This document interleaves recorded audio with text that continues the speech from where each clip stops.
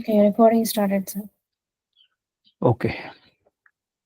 Om Yo Brahmanam Vidadhati Purvam Yo Vai Vedamscha Prahinoti Tasmai Tam Hadevam Atma Buddhi Prakasham Mumukshurvai Sharanamaham Prapadye Asato Ma Sadgamaya Tamaso Ma Jyotirgamaya Mrityorma Amritam Gamaya Om Shanti Shanti Shanti Guru Brahma Guru Vishnu Guru Devo Maheshwaraha Guru Sakshat Param Brahma Tasmai Sri Gurave Namaha Gurave Sarvalokanam Bhishaje Bhavaroginam Nidhaye Sarvavidyanam Sri Dakshinamurtaye Namaha.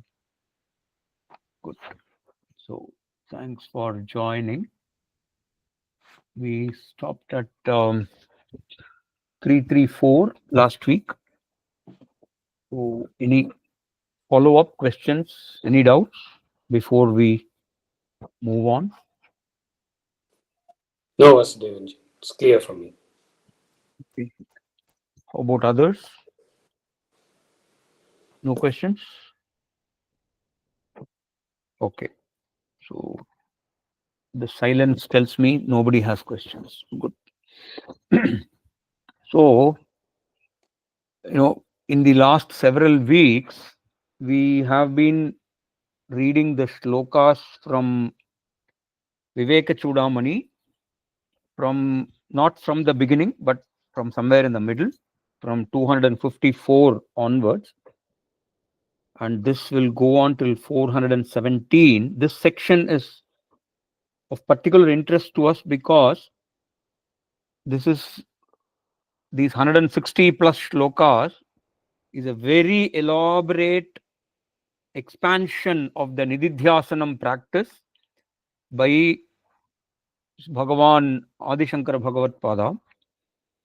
And why this portion is important is because normally in all the Vedantic texts or in most of the Vedantic texts, the Nididhyasanam part is given the least importance or emphasis, because by definition the Nididhyasanam phase of Jnana Yoga is something that is completely in the hands of the student or the seeker. The guru has no role at all in Nididhyasana. That is a fact. So it is something that is left to the student to practice Nididhyasanam. So most of the texts will just mention Nididhyasanam in the passing, maybe spend one or two shlokas and leave it there. Whereas the text would cover very elaborately the Shravanam and Mananam part, because those are the actual learning and clarification of doubts phases, where the guru actually has a very active role. And in fact, even in the Mananam part, the guru has a role, because when it comes to clarifying questions, the guru's assistance is very often needed. But then once the Shravanam and Mananam is over, the student is left to himself or herself to carry on the Nididhyasanam, and the guru practically has no role.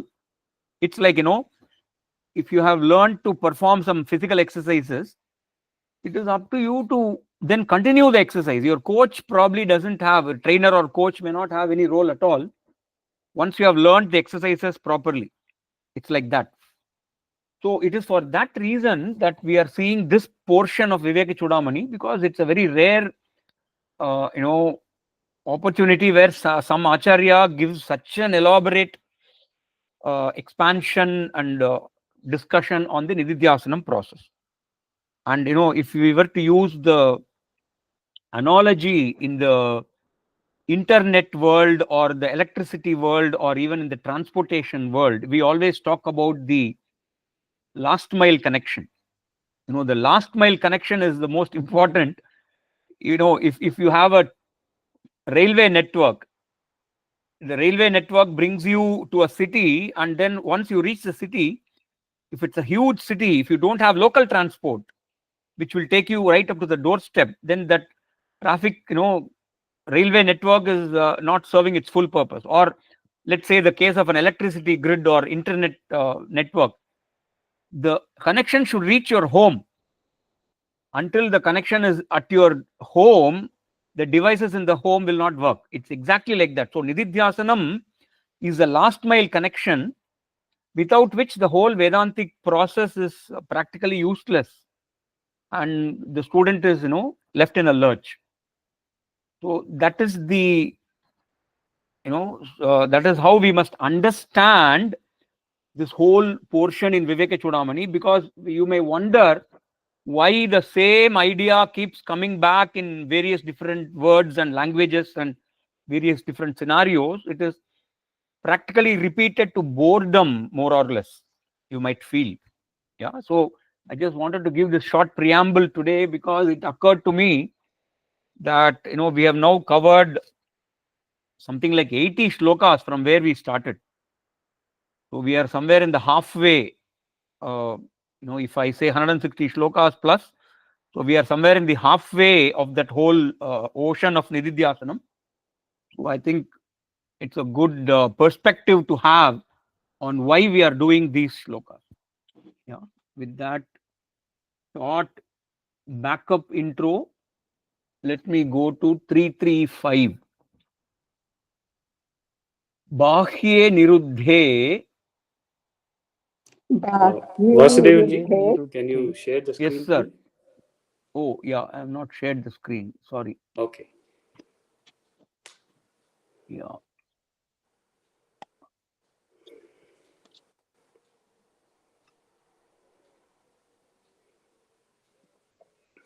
Okay. Is it now visible? Yes. Okay. Bahye niruddhe. Bahye niruddhe. Manasah prasannata. Manasaha prasannata. Prasannata. Manah Manah prasade. prasade. Manah prasade. Paramatma darshanam. Paramatma darshanam. Tasmin sudrishte. Tasmin sudrishte. Bhava bandhanashah. Bhavabandhanashah. Bahir nirodhah. Bahirnirodha.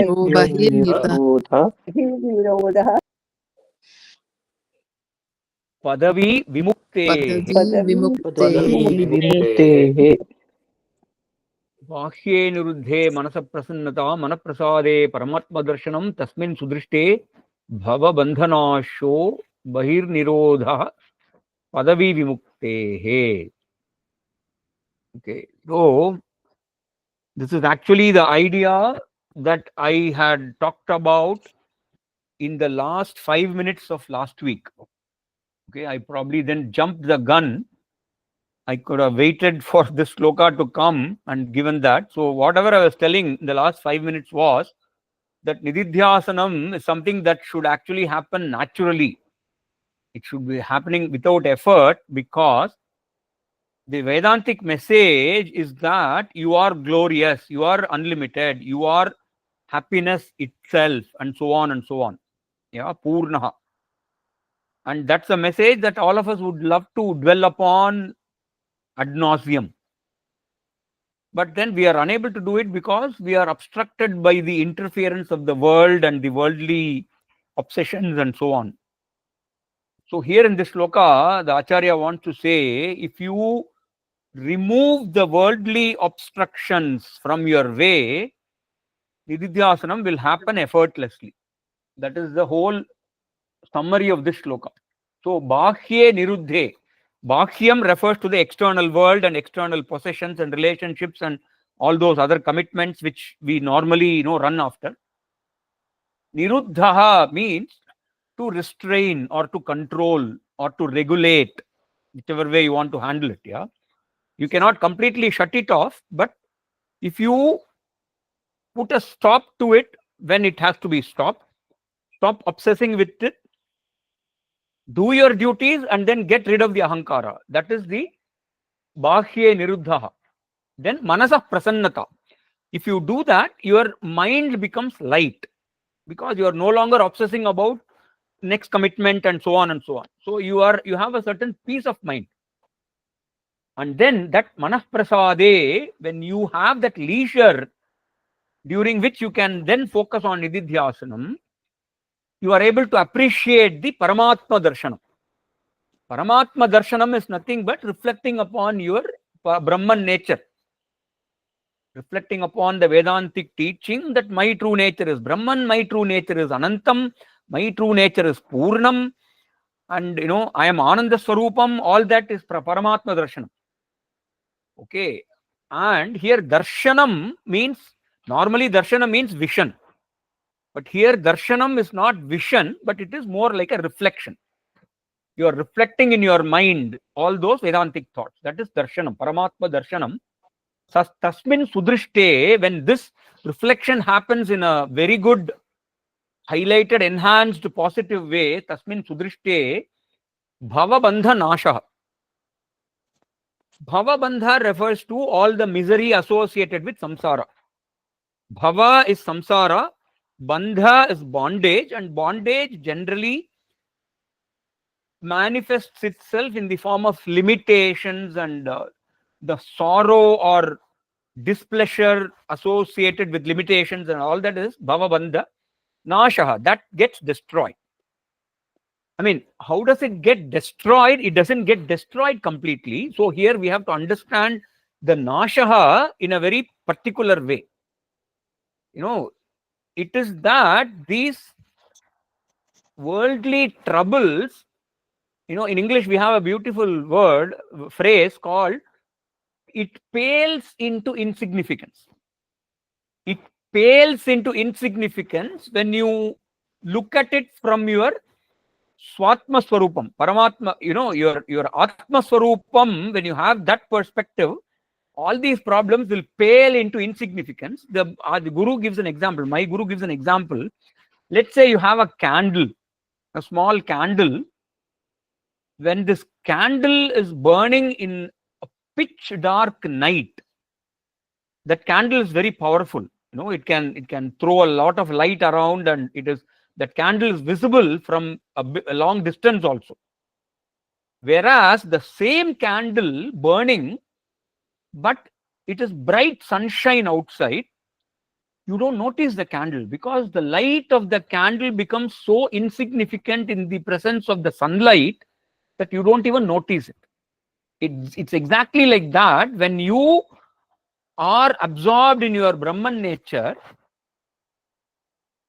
the problems that you would normally worry about don't completely vanish, but they pale into insignificance, exactly like how the candle becomes insignificant in the presence of sunlight.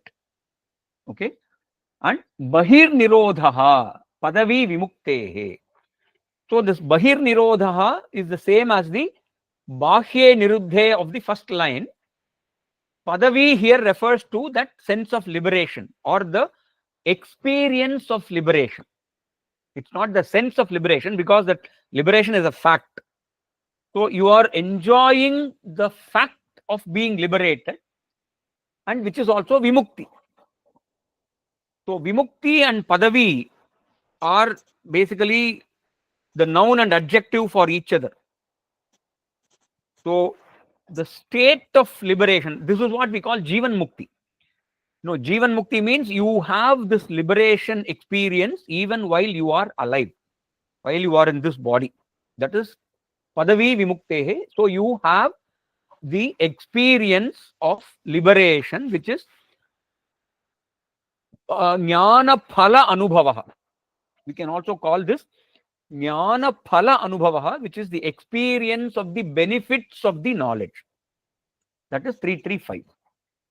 Okay, I hope that was clear. If there are any comments, questions, we can have a short detour. Yes, sir. Somebody raised their hand. Yes, Vasudevanji. This regarding that word bhava bandhan asho. You said bhava refers to the emotions or Attachment. No, not bhava. Bhava means Bhava is samsara. to become, Bhava right? means samsara, birth. See, bhava Oh, actually means existence.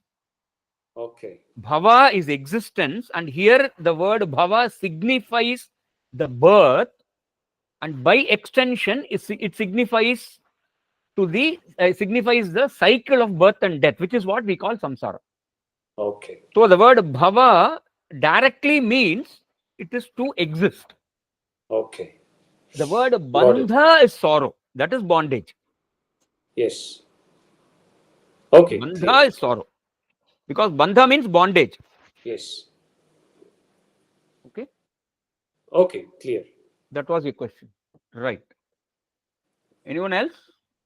Can we move on to 336? Yes. Right. Kah pandita san Kah Kah pandita pandita san san sadasat viveki sadasat sadasat viveki viveki shruti pramana shruti shruti pramana pramana paramarthadarshi paramarthadarshi paramarthadarshi jananhi kuryat jananhi jananhi kuryat kuryat Yat asatovalambam asato valam asatovalambam swapata hetoh swapata heto swapatahetoः swapata hetoh yeah? swapata heto swapatahetoः shishuvan mumukshuh. shishuvan शिशुवन् Shuvan mumukshuhu Mumukshu Kah pandita san sadasad viveki shruti pramana paramarthadarshi jananhi kuryad asatovalambam swapata hetoh shishuvan mumukshuh. Okay, so panditah san. Panditah is a learned person, a wise man. So here in this context, you must understand that he is someone who has gone through Shravanam and Mananam thoroughly and probably going through Nididhyasanam. So that is the definition of Pandita here. So Pandita san means remaining a Pandit while being a Pandit or while being a wise man. Sadasat Viveki. So he is being qualified with an adjective. He is a Pandita not because he has just swallowed a lot of Upanishadic teachings and memorized them, but he has developed the Vivekam about Sat Vastu and Asat Vastu. So Sadasat Viveki is a person who has developed this faculty of discriminating, differentiating very efficiently between what is truth and what is mithya. Sat is truth. Sat means, really speaking, Brahman. Asat is all the anatma. Okay. So the point is, what does the Vedantic teaching tell you? That you are Brahma Swarupam. Your true nature is Chaitanya Swarupam. So when you think of yourself, you are thinking of yourself as the Chaitanyam. So you means Chaitanyam. That is the translation for you. And Chaitanyam, Brahman is Sat. That is the truth. And the word Asat is actually referring to the external world, including your body and mind. And when you look at the world, what you have to remember is it is really Brahman which is appearing as the world. So the world, the Sat part of Brahman is the world. So you don't negate the world as though you're ignoring what is in front of you. You are simply saying that what appears as a world, nothing but Brahman. So that Sat aspect of Brahman you see in the external world. Okay, that is also sort of respecting the world, but not getting trapped by it.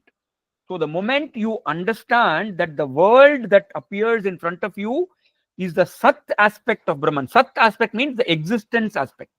We have seen long back that Brahman is known as Satyam Jnanam Anantam Brahma. So Satyam is the Sat or the Chaitanyam in you. The Jnanam, the Jnanam, the Sat actually is the Satyam is the Satta. Okay, I mixed up. So Jnanam is your Chaitanyam, that is your true nature. Sat is the reflection of Brahman's existence in the world. So Sadasat Viveki. So you are able to clearly distinguish what is true and what is not true. And so this Pandita has developed that Vivekam. So he's called Sadasat Viveki also. And Shruti Pramanaha. Where does he get all this knowledge from? He gets all this knowledge from having learnt the Shruti. So Shruti Pramanaha means he never for a second forgets the teaching of Vedanta. And therefore he is Paramartha Darshi. Paramartha Darshi means he looks at the world and sees only Brahman in the world. He doesn't get enamored by the varieties that he is experiencing. But in and through all the varieties, he only looks at the world as a manifestation of Brahman. That is Paramartha Darshi. So all these are referring to the same Pandita only. There are so many adjectives that the Acharya is giving to the Pandita of the first line. So the question is Kaha, who? Who means which Pandit or which wise man who has all these qualities. He is a Sadasat Viveki, he is a Shruti Pramanaha, he is a Paramartha Darshi, Janan he, and knowing all of this knowledge, Asato Valambam Kuryat. That is the catch. Avalambam means to catch hold of. Avalamba means to catch hold of. Here it means to depend upon. Avalambam is here to depend upon. Asad avalambam means holding on to something which is not real. Which is what? Which is holding on to dependence on the world. Okay, so you have to remember, going back to the teachings, the world depends on Brahman. And Brahman is none other than you. So, really speaking, the world depends on you, the Brahman. But if you develop an attachment to the world and start telling yourself that I need the world because I depend on the world, that becomes Asadavalamvam. Asadavalamvam. Asatovalambam. Yeah. So instead of you telling that the world depends on me, you start believing that I depend on the world. That is a self-defeating approach. Okay, and what does that lead to? Swapata hetoho. If you were to do that, it will lead to your downfall. Downfall as in spiritual downfall. And Shishuvat, it will be a childish act. It will be like a childish disposition. The word mumukshu should be added to all the adjectives that you saw in the first two lines. So this mumukshu pandita, mumukshu means one who is very keen on getting liberated. Moktum ichcha mumuksha. And one who has mumuksha is a mumukshu. So the desire to be liberated is called mumuksha. And a person who has the quality of mumuksha is called mumukshu. Okay. So if a wise person starts hanging on to the world and starts depending on the world, will it not be ridiculous? That is the question that this Acharya is asking in this shloka. That word kaha means who, and that who indicates the whole thing is a question. Which jnani will do such a silly, childish thing? That is the question. Is that clear, or do we need some more explanation? Yeah, It's quite clear. hand went up. Somebody raised the hand. Vasudevanji.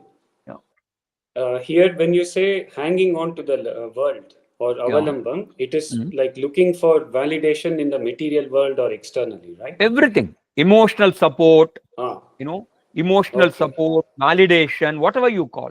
Yes. Okay, and that all traces back to what we discussed elaborately in the form of ahankara or ahankara vasana, all that. Okay. You know, the moment you start identifying with your body mind complex, all these things start happening. Yes. Okay. So it is again a reference to how you should avoid getting into the trap of ahankara vasana. Because the moment ahankara vasana comes, two things come along with it. We saw the kriya and chinta. Kriya is activity or commitment, and anxiety that comes along with it, that is chinta. Okay. You know, Swami Vivekananda or someone had said, you know, if you make appointments with the future, you can be sure about disappointments. Okay. Okay. So, and that appointment with the future is told by Lord Krishna in the Bhagavad Gita as sankalpa. The word sankalpa, wherever you come across, it refers to a certain commitment that you are making, that I will pursue these activities and work towards these results. That is your sankalpa. You know, sankalpa prabhavan kaman tyaktva sarvan aseshatah. You know, it comes in the 6th chapter, I think. Yes. Manasaivendriya gramam viniyamya samantatah. So sankalpa is something that Bhagavad Gita talks about in many chapters, in many shlokas. And that sankalpa is in Viveka Chudamani called kriya and chinta, which is actually arising out of ahankara vasana. Okay. Okay. Right. Yeah. Are we ready for 337? Yes. Yeah, 337. Dehadi samsaktimato na muktihi. Dehadi Dehadi samsaktimato na muktihi. samsaktimato na muktihi. Muktasya dehadi Muktasya Muktasya dehadi. abhimatya bhava. abhimatya bhava. Abhimatya bhavaha. Suptasya no jagaranam Suptasya no na jagaranam. jagrataha na jagrataha. Na jagrataha. swapnaha Swapnaha. tayoho Tayoho Tayoho. bhinna gunashrayatvat. Bhinna bhinna gunashrayatvat. Dehadi samsaktimato na muktihi muktasya dehadi abhimatya bhava suptasya no jagaranam na jagratah swapnastayor bhinna gunashrayatvat. Okay. So the message of this shloka is, you cannot hang on to the anatma and atma swarupam simultaneously, because these two are completely opposed to each other. It's a little like trying to travel towards the north and traveling towards the south at the same time. You cannot do it. You can either travel towards the north or you can travel towards the south. If you try to do it, you will end up being in the same place with no movement, because you will travel 2 steps north and then again 2 steps south. You will come back to the same place. So it's like it's a bit like that. You know, in the Kathopanishad, there is a mantra which has the exact same idea, but the words used there are different. Duramete viparite vishuchi avidyayacha vidyeti jnata. Okay, duramete viparite vishuchi. Duramete means they are poles apart. Duramete is poles apart. Viparite means they are completely opposite in nature. What is this? Avidyacha vidya. Avidya and vidya. So avidya is ignorance, vidya is knowledge. And to bring that mantra into the current shloka context, it is atma and anatma. Because Atma is what you realize by going through Vidya or Jnanam. And Anatma is the identification you had prior to the knowledge because of ignorance. Okay, so exactly like, how ignorance and knowledge are two different entities which are very different from each other and they poles apart in terms of distance. This Atma and Anatma are also totally different. One is Satyam, the other is Mithya. Okay. So it's a little like, in the Bhagavad Gita, there is a shloka which has the same idea which comes in the third line, second and third line. In the second line, he says, Muktasya, Suptasya no Jagaranam na Jagratha, third line. Suptaha means one who is sleeping. Jagaranam is wakeful state. So if you are sleeping, you cannot be awake, because by definition, a sleeping person is not awake. And by definition, an awake person is not sleeping. Okay, you cannot have sleep and wakefulness at the same time. Exactly like that, Atma and Anatma, you cannot, be leaning on both at the same time. Either you lean on Atma or you lean on Anatma. That is the whole idea. And in the Bhagavad Gita, there is a very parallel shloka for this. In the second chapter, towards the very end, Yanisha Sarvabhutanam Tasyam Jagrati Sanyami Yasyam Jagrati Bhutani Sanisha Pashyato Munehe. I think it is the 70th shloka or 69th shloka. Somewhere at the very end of second chapter it comes. So Yanisha Sarvabhutanam Tasyam Jagrati Sanyami. So what appears as the night for the rest of the world, Ajnani world, the Jnani is awake in that so-called night. Whereas what the world considers as day, the Jnani considers as night. It is not like, the Jnani is not aware of what is day and night. It is just to show that the Jnani really understands what is day and what is night, or what is good and what is bad. And the world has the exact opposite kind of image or impression. Yeah, this is a shloka in Bhagavad Gita, and it's given a very elaborate explanation there. So coming back to the shloka, Dehadi samsakti mato na muktihi. One who is so obsessively attached to the body cannot get liberation. That is the first line translation. Samsakti mataha means one who's very possessive and, what do you call that? Obsessively possessive about the body. Na muktihi, no liberation. That person he can forget liberation. Okay, and this idea also comes in the 13th chapter of Bhagavad Gita, where, not 13th chapter, 12th chapter of Bhagavad Gita, where Lord Krishna says, what is that? Dehadi samsakti mato kleshodhikatarastesham. Yeah. Kleshodhikatarastesham. Avyakta sakta chetasam. Chetasam.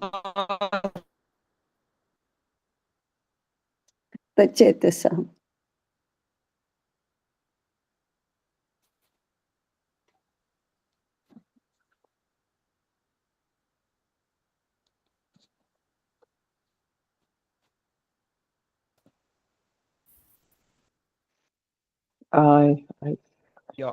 Kleshodhikatarastesham avyakta sakta chetasam. Yeah. Did my voice cut somewhere? Yes. We Hello? couldn't hear you for maybe Yeah. 5-6 Oh, seconds. you lost my voice, is it? Okay. Yeah. Kleshodhikatarastesham avyakta sakta chetasam. I think it is in the 4th shloka of 12th chapter. 3rd or 4th shloka. Yeah. Is my voice clear? Yes, sir. Now we can hear you. Yeah. Yeah. Okay, so that's the same idea. So dehadi samsakti matao na muktihi. So one who is obsessed with the body-mind complex will never get liberation. Similarly, vice versa, muktasya dehadi abhimati abhavaha. Abhimati means abhimanam, obsession, attachment. That is abhimati. Abhavaha means absence. He is free from the attachment to the body. So muktaha, one who is liberated or one who is a jnani, he is free from obsession with the body. So that is the first two lines. Okay. Exactly how, like, a sleeping person cannot be awake and a waking person cannot be asleep. Suptasya no jagaranam. Suptaha is a sleeping person, jagaranam is a awakeful state. Similarly, jagrataha swapnaha, na swapnaha. So one who is awake cannot be dreaming. Okay. Tayor bhinna gunashrayatvat, because they are completely different. The two are completely like water and oil, they can never mix. Yeah. So, like the Kathopanishad mantra says, Duramete viparite. Duram and viparitam. Duram means distance, viparitam means completely opposite nature. So that is the 338 sloka. No, 337. 37. 37. Yeah? Yeah. Okay. Now, I would actually be expecting a question here. If that question is not coming, I'll raise the question and I want to answer it. Okay. Sorry. Just last class or the before that, what I had said is balancing the Atma Swarupam and Anatma transactions is like a rope walk. You have to balance the two. You remember my saying that? Yes. Yes. Okay, so there the message was that you have to find a compromise between your Atma Swarupa Dhyanam and Anatma transactions, Vyavaharam. Okay. And here in this sloka, the Acharya says you cannot have both at the same time. Is that not a contradiction?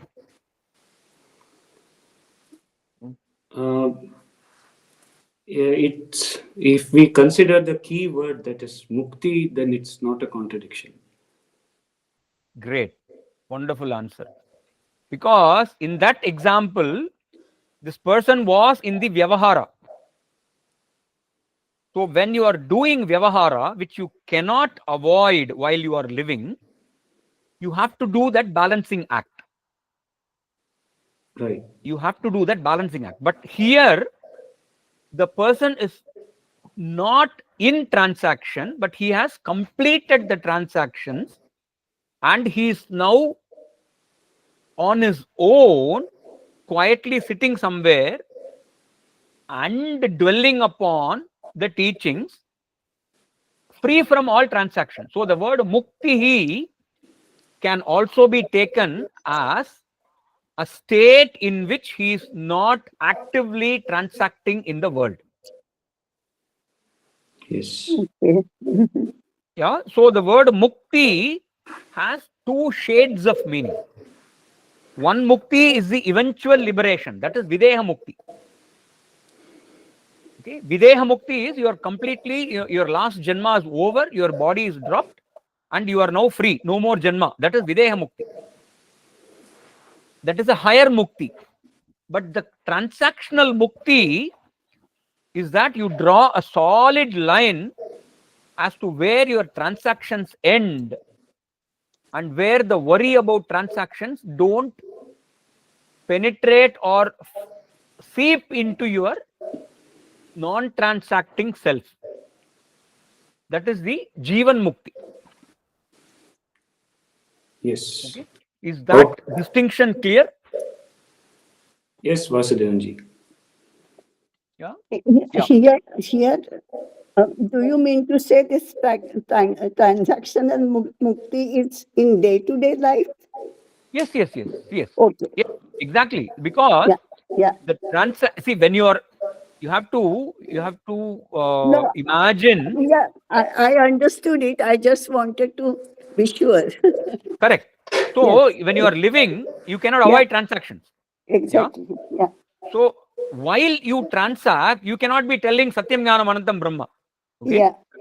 So you have to identify. If somebody asks you to show your ID card, you have to show your ID card. You cannot say I am Brahman Sarvavyapi and all that. You cannot say that. Okay. So you have to show your housewife's ID card or whatever, and go about as a normal person. Yeah. But once the transaction is over, don't obsess over it. That is the Jivan Mukti part. Okay. Yeah. Great. Any follow-up questions, anyone?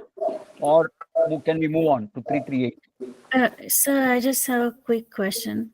In relation to this commitment part that was in the earlier shlokas, I guess my question is that like not having commitments, is that related to this Jivan Mukti state? Because I mean, if in the transactional world you are going to have commitments. Yes. Correct.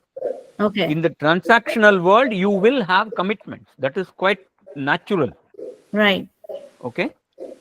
And so what do you want to extend from there? I think the shloka was going in this direction of not having commitments, right? But this won't be possible in a transactional world. So it is more in this, I guess, in this Jivan Mukti state where you do the transaction and you're not thinking about it afterwards. This is the idea. See, when you say commitments, the commitments can be in, shall we say, various shades. I mean, again, I have to go back to the very foundation of karma. There is a kamya karma, there is a nitya naimittika karma. Okay, a kamya karma is an activity that you undertake in order to achieve certain material benefits that comes out of your desire. That is kamya karma. And nitya naimittika karma is a duty that you have to perform. Whether you like it or not, it is a duty that you have to perform. Okay, so there are two types of karma. A normal person, an ajnani, will have a lot of kamya karma also. Yeah, I am coming from the ajnani side. An ajnani who has not yet come to Vedanta, who has not yet come to Jnana Yoga, will have a lot of kamya karma because he is pursuing a lot of desires. Right. Okay? But when a jnani, having gone through Shravanam and Mananam and who is in the part of Nididhyasanam, he is generally expected to reduce most of his kamya karma, minimize the kamya karma, and stick to only the nitya naimittika karma, only the duties he is supposed to perform. That is the mark of a jnani grihastha. I am not talking about a jnani sannyasi. In the case of a jnani sannyasi, the role is very different. I am talking about a jnani grihastha because everybody in this group is a grihastha. I hope there are no sannyasis here. Okay. So, being a jnani grihastha, you cannot run away from duties, but you can reduce your desire-based activities, kamya karma. Okay. So, one aspect of reducing your commitment is to reduce your kamya karma. The other aspect of reducing your commitment in the sense of chinta is that once your duty is done for that moment, you don't start planning for the next duty when it will come. Let's say, somebody has the duty to, cook food for 10 people, and that cooking has to happen twice a day. And this person knows that the cooking takes exactly 2 hours time. So once the 2 hours of cooking duty is done, and the next cooking happens after 10 hours or 8 hours, you spend the rest of that 8 hours until the next thing starts, not obsessing about how the cooking is going to happen 10 hours later. That is getting free from the commitment in the mind. Okay. Is that distinction sort of clear now? Yes, sir. Yes, that it's clear now. Thank you. Yeah. In psychoanalysis, they use 2 terms. They use the terms reach back and afterburn. Reach back and afterburn. If you read what are those books? I forgot the names of the books also. I used to, I am okay, you are okay. That's one book I have read. I am okay, you are okay. There's another book I forgot. Or Games People Play. That's another book. In these two books, it's a beautiful psychoanalysis they do. Reach back means you have some activity planned for 2 days later or 3 days later, and you have planned everything. But until those 3 days come, you keep on thinking about that, how this will work, how that will work. You have a lot of anxious moments about something that is going to come in 2 or 3 days. That is reach back. And afterburn is, you have finished some project, some things didn't go well, there were some problems, but they're all now behind you. But even though the problems are behind you now, you are not handling that problem now, right now, you still keep mulling over, oh, I did that wrong, I did this wrong, he told like that. All that is afterburn. Okay. And these two, in Viveka Chudamani context, is what you would call chinta. Because these two are mental stress, which are a kind of a secondary effect of your activities. And when I say be free from commitment, it is to be free from reach back and afterburn of psychoanalysis. Was that clear? Yes, sir. Yes, thank you. I can relate to this. Yes. Yeah. Okay. Great. That was 337. Okay. Can we move on? 338. Okay. Yes. Antarbahi swam. Antarbahi swam. Swam. Sthira jangameshu. Sthira jangameshu. Shu. Nyatva. Jnatva. Jnatva Atmana. Atmana. Atmana Adharataya vilokya. Adharataya Adharataya vilokya. Vilokya. Tyaktakhilopadhihi. Tyaktakhilopadhihi. Akhandarupaha. Akhandarupaha. Akhandarupaha Purnatmana. Purnatmana. Purnatmana. Yah sthita. Yasthita. Stita. Esha muktaha. Esha Esha muktaha. Muktaha. Antarbahi swam sthira jangameshu jnatvatmanadharataya vilokya. Tyaktakhilopadhirakhandarupaha purnatmanaya sthita esha muktaha. Okay, so from this shloka, the Acharya is shifting gears and going to another topic where he is going to elaborate on what exactly is this Sarvatma Bhava.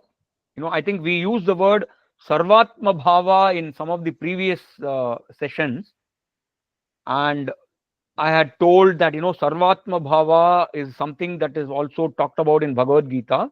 It is, of course, talked about in Upanishads. And in the following shlokas, beginning from this one, the Acharya is going to give us a sort of a clinical definition of what is this Sarvatma Bhava. Okay, so this is the beginning shloka.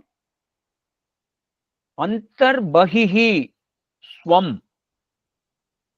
Antarbahihi means antaha is inside, bahihi is outside. So inside ourselves and outside ourselves, swam, from our point of view. Okay, so inside our body and outside our body. And when you talk about outside our body, it is sthira jangameshu. Sthira means stationary. Stationary refers to here plants and trees. And jangameshu means all the animals and living beings. Okay. Nyatva atmana adharataya vilokya. So you see the essential nature of everything around you as your own Atma.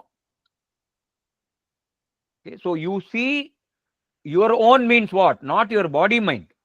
Your true nature of being Brahman or Chaitanyam, that personality is seen to extend to everything around you. Okay. So again, long back in one of the sessions, I said, the Jnani has only two choices. Either he accepts everything in the world as part of himself, or he says nothing is part of me. I am separate from everything. He has to be either here or there. He cannot be somewhere in between, and he cannot say, I will selectively, treat some of them to be part of me and selectively reject a few others. He cannot say that. So that idea is being brought here in the inclusive mode. So here the Acharya says, whatever you see, inside, outside, plant, animal, even the inanimate world, in the plants and animals, you see the Chaitanyam, life. In the inanimate things, you see the Sat or Satta or the existence. Everything is Brahman. So you view the whole world as Brahman, and that is actually Atma Sarvatma Bhava. That means you do not accept any Anatma. The word Anatma literally translated means non-self. Non-self is Anatma. So a real Jnani, a real Jivan Mukta will not reject anything as not being part of me or not being me. There is no Anatma for him. That is Sarvatma Bhava. So Atmana Adharataya Vilokya. Adharataya means what? That is the foundation, or that is the material cause. In the Vedanta, Brahman is called the material cause of the world. Exactly like how the clay is the material cause of the pot. So there is no pot other than clay. And exactly like how the gold is the material cause of all ornaments. No, there can be no ornament without gold. Exactly like that, Brahman is the material cause of the world. If you take the Brahman out of the world, there is nothing. That is the Vedantic teaching. And that is the quintessence of Sarvatma Bhavan. Because you have now, after going through Sravanam and Mananam, you have now learned that actually, I am Brahman. I am not looking for some Brahman sitting in some corner of the universe. My Chaitanyam is the Brahman. And that Brahman is spread everywhere. In fact, it is wrong to say that that Brahman is spread everywhere. That everywhere exists within Brahman. You have to reverse the whole thing.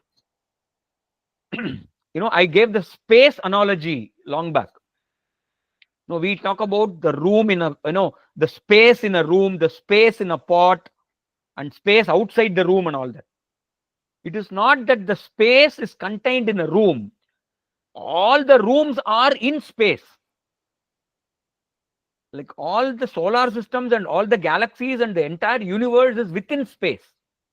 Like that, the space itself is within Brahman. So it is actually wrong to say that Brahman is Sarvavyapi. It is the other way around. The Brahman is a container in which everything else is existing. And it is also the material cause of everything. So that is Sarvatma Bhava. And this is not appreciated as some teaching relevant at some point of time, but it is appreciated as an existing, ongoing reality for every living moment in our life. That is the Adharataya Vilokya. Yeah, was that too complicated? No, Vasudeva. Was that clear? Following. Yes. Yes. Yeah, so that is the first two lines. So you look at everything around you and say, this is myself, this is my reflection. Adharataya. Adhara means the foundation, material cause. Okay. Then Tyakta Akhila Upadhi Akhanda Rupaha. Upadhi is a superimposition. Upadhi means a superimposition. Tyakta akhila upadhi. So you get rid of all the superimposition. So the word superimposition here means the nama rupa. Everything that you see around you has a name and a form, but the name and form is nothing but a aberration or superimposition on Brahman, appearing on Brahman. So the nama rupa, you have to understand exactly, like there may be pots of different sizes, but all the pots are nothing but clay with certain name and form. All ornaments are nothing but gold with certain names and forms. Exactly like that, all the objects that you see around you in this world are nothing but Brahman in various names and forms. So once you remove the name and form, you get to see the Brahman. Exactly like how you remove the name and form, it all becomes gold in the case of ornament, and it all becomes clay in the case of pot. The world also, once you get rid of all the names and forms, which are the superimpositions, you will start appreciating Brahman. That is Tyakta Akhila Upadhihi and Akhanda Rupa. Akhanda Rupa means it is without any division. So what you see as one person here and one person there and another person somewhere else, they are all divided. The persons are divided, the buildings are divided, the trees are divided. But after removing the Nama Rupa, there is no division anywhere. It is one Akhanda Swarupam. One indivisible single whole. Whole as in WHOLE, not HOLE, but WHOLE. Purna Swarupa. That is Akhanda Rupa. Then what is that? Purnatmana. And that acceptance as everything is me and I am complete.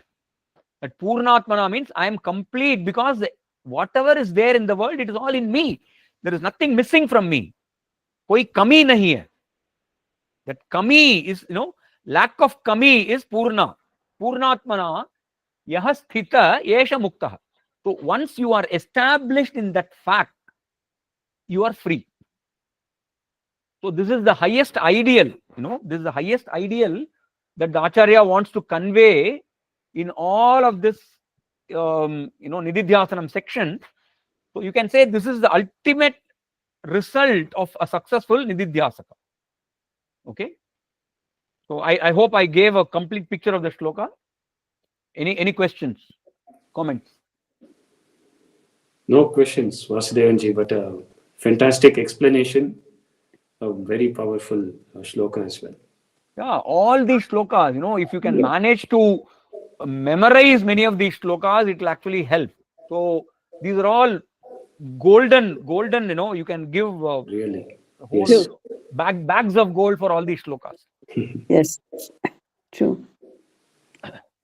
Okay, so that was 338 and it's 9 o'clock. So probably we can close. Can we? Yes. Yes, Yes. Thank you.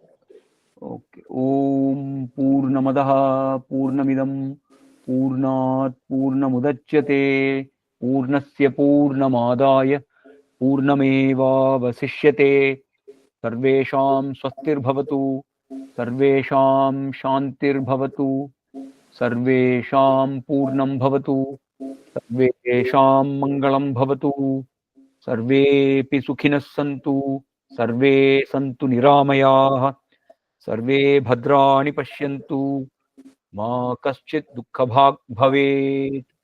Om Shanti Shanti Shanti. Thank you. So Thank we you meet very next. much. thank you very much.